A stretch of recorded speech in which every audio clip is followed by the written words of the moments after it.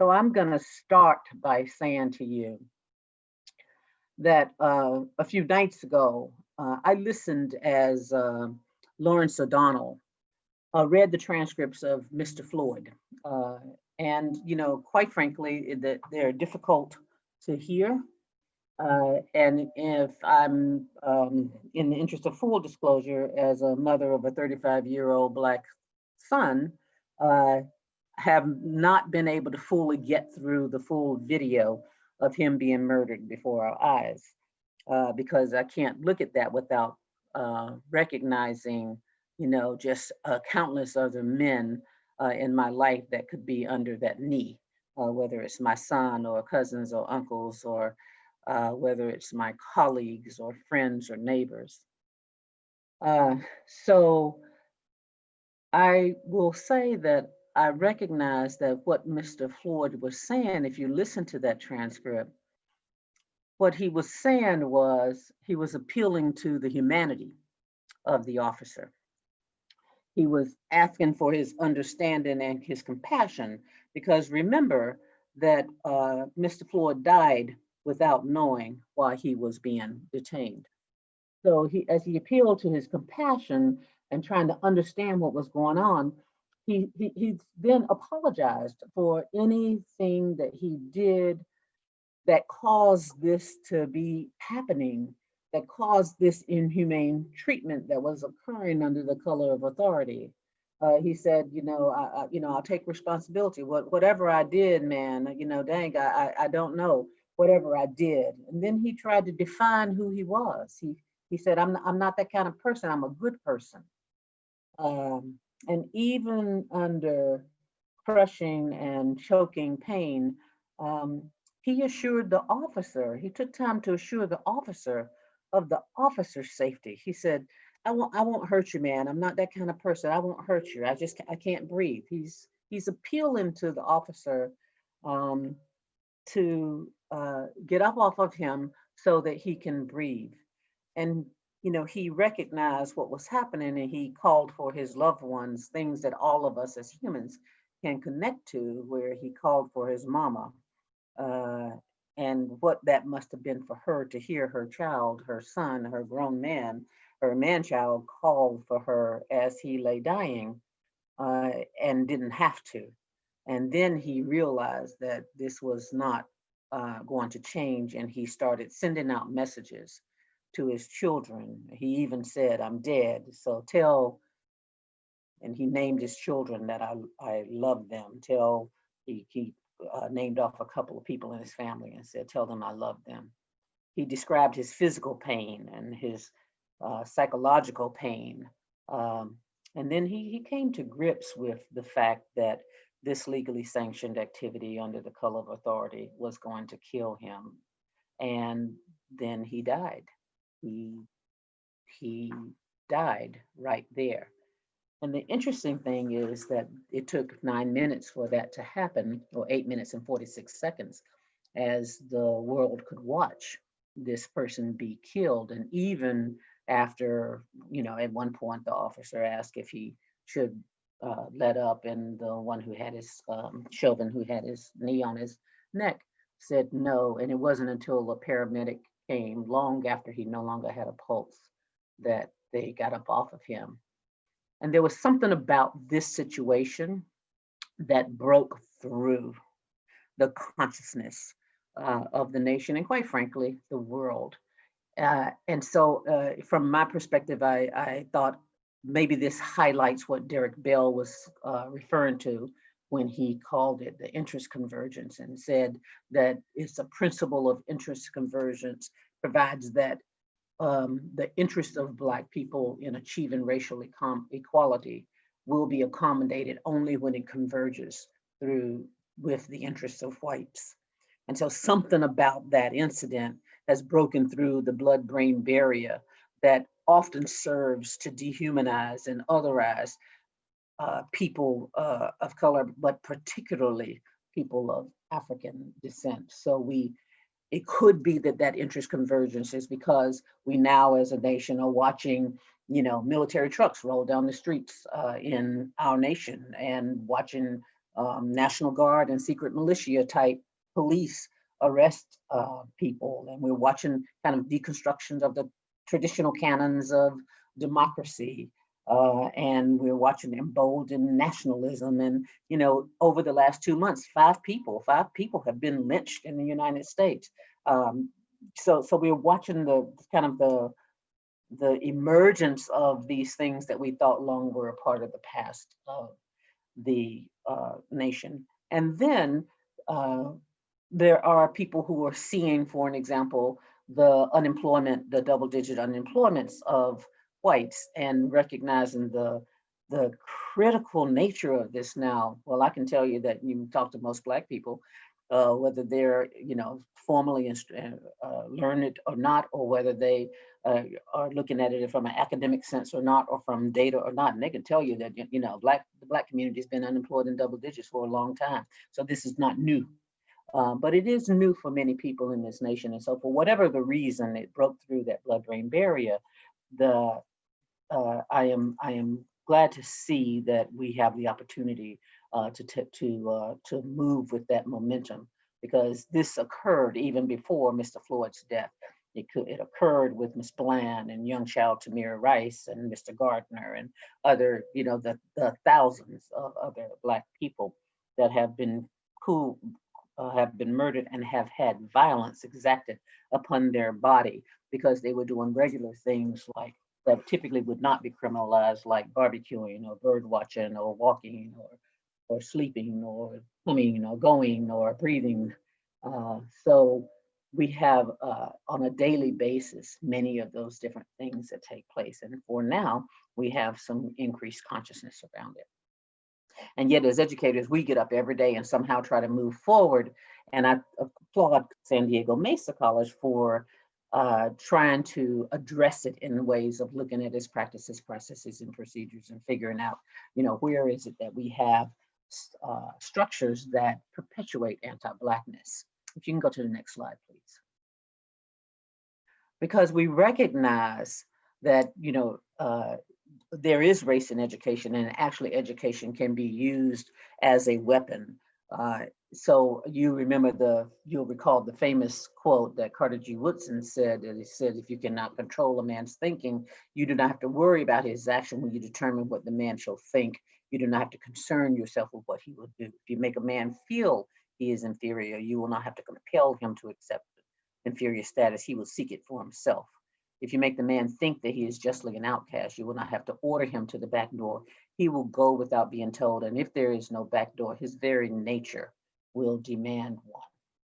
So what Carter G. Woodson was saying was that the educational structure itself can be used as a weapon to maintain and perpetuate the whole notions of white supremacy.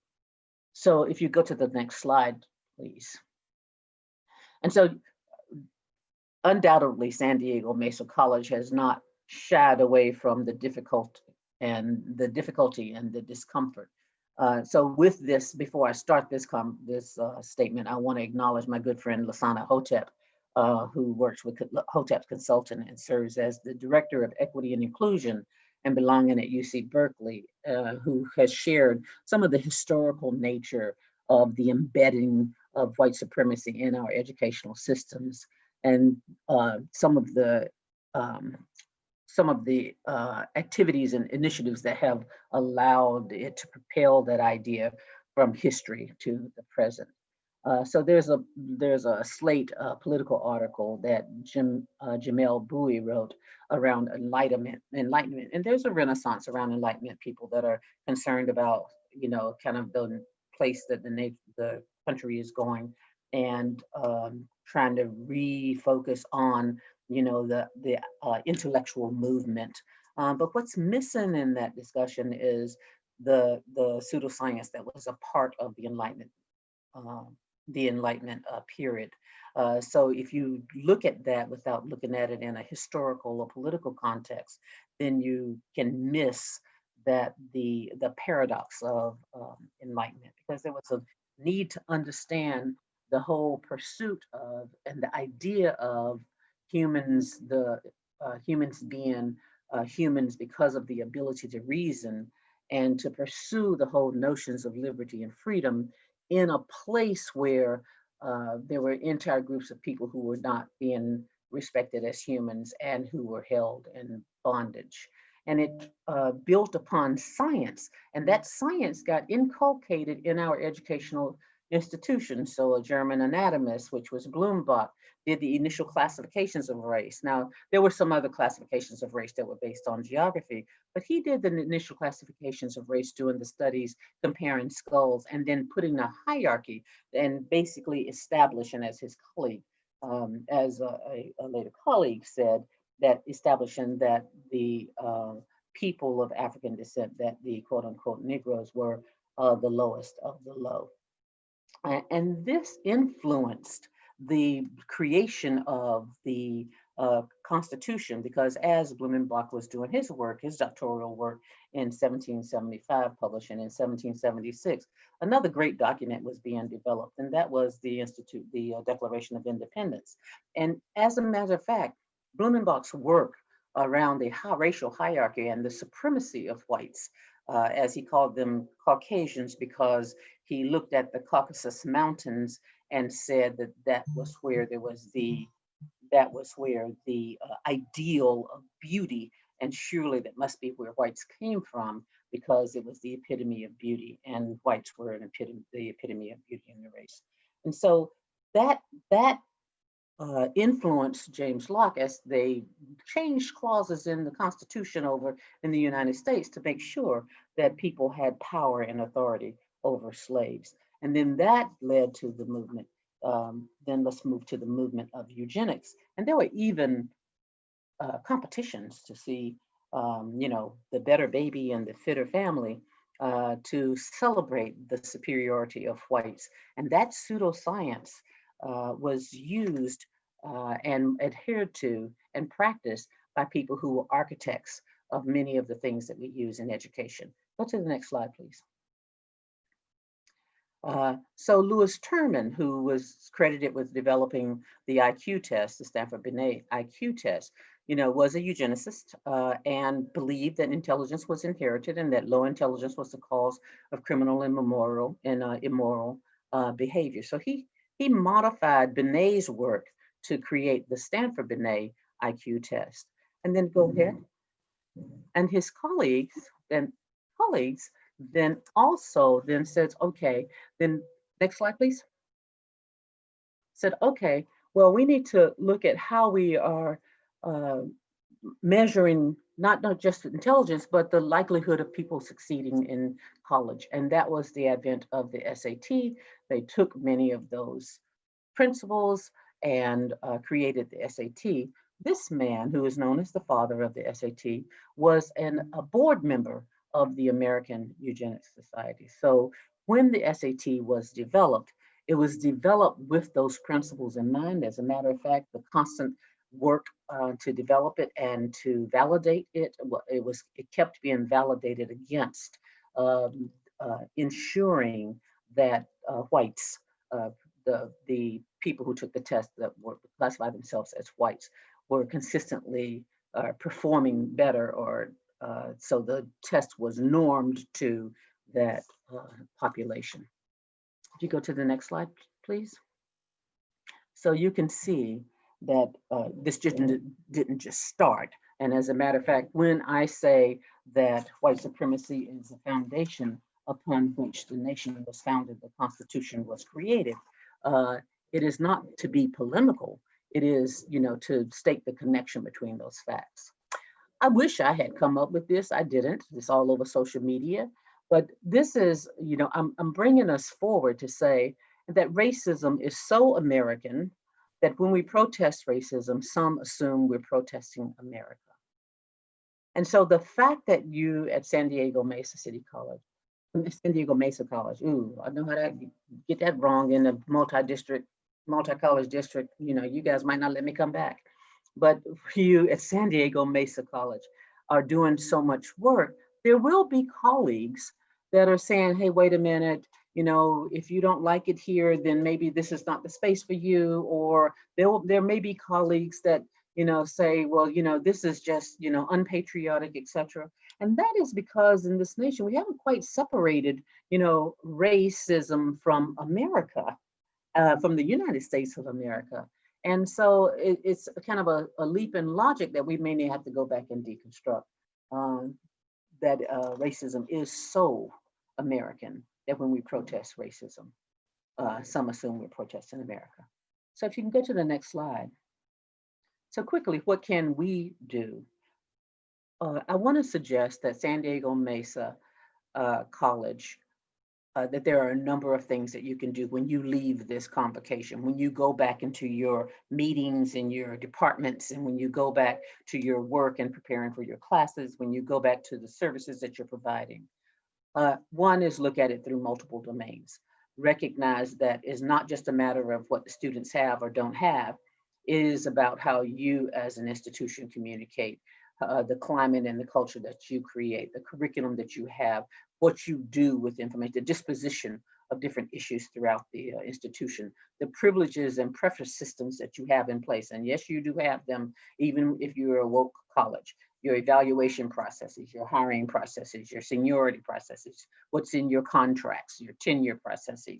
Those are systems that do perpetuate privilege and preference.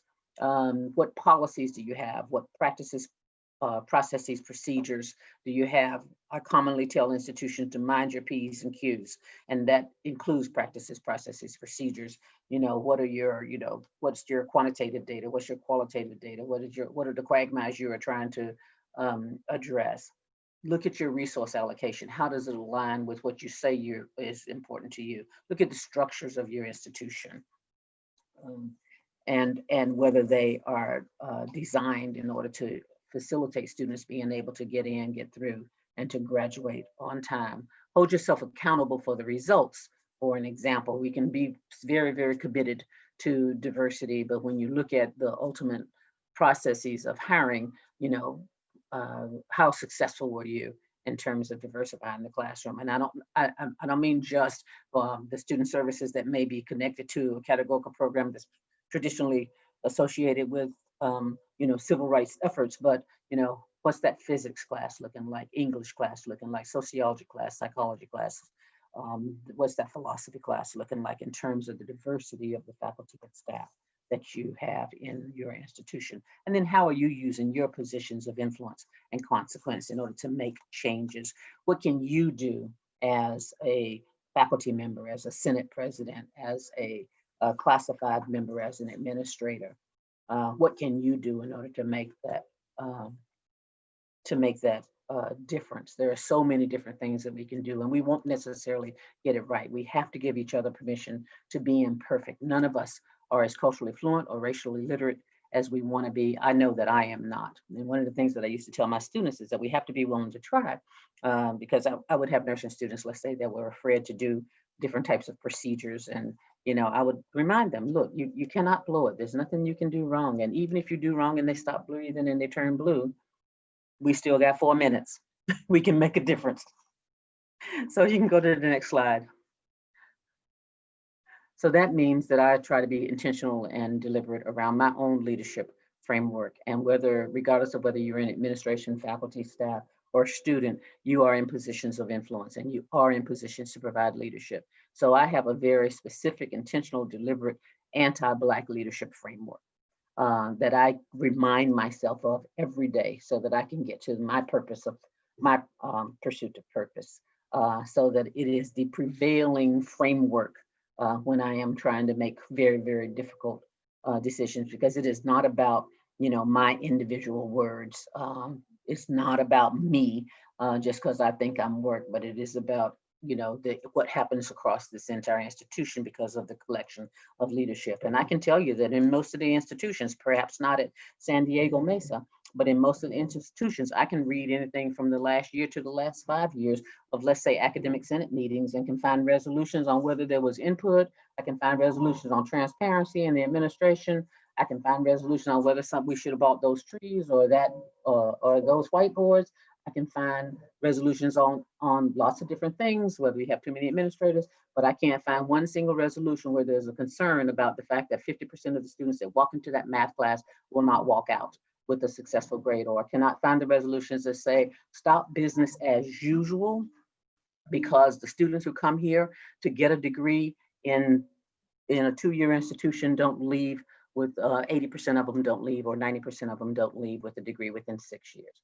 I can do the same thing with classified Senate meetings, perhaps not at San Diego Mesa, but in many institutions across. We can talk about the classified, we'll talk about in the backbone of the institution, the face of the institution, complaining that it's not respected, but crickets about how students are getting dropped at that admissions and records desk when they come to pay their bill because they didn't pay a $5 bill. I can listen to administrators complain about not having enough money, not having enough time, having a resistance to all of the resistance to change, but crickets when it's time to hold each other accountable for the results of the abysmal student success rates and the policies of exclusion.